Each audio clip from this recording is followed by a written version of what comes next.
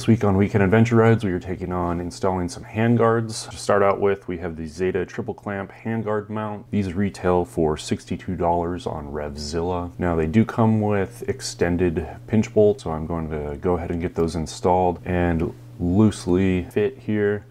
You don't want to tighten these down all the way to start with. The handguard bar end mount, we're going to go ahead and get tightened up. You do need to put a little bit of angular pressure on this to get this bolt to snug down into the handlebars. Line your handguard up while you're installing this bolt, either parallel with the ground or directly in front of your handlebar.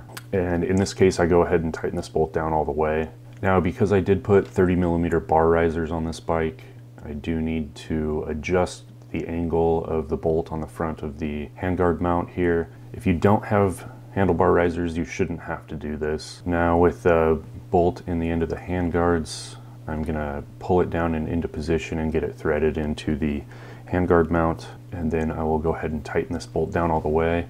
And you can see how the handguard actually pulls up and into place.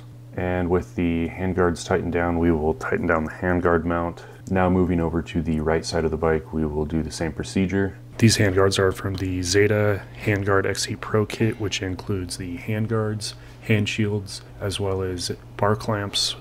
You can get these in 7/8 or 1 1/8, and they retail for $101.66 from RevZilla. In this case, I decided to go for the Zeta Handguard mount kit. I think this is a better option than the bar clamps. It provides a more stable mounting place, and if you do end up dropping the bike or coming into contact with a tree at speed, oftentimes the handguard bar mounts will actually twist or contort. Using the Zeta Handguard triple clamp mount, you're avoiding any opportunity for these handguards to bend or twist. I mean, it's always possible for them to bend or crush, but you're significantly increasing the strength of the handlebars and the handguards by adding that second point of contact separate from the handlebars. Additionally, these handguards provide more space for routing wiring, cables, less likely to come into interference issues. I like what Zeta's done with these and given you the opportunity to integrate turn signals right into these handguards.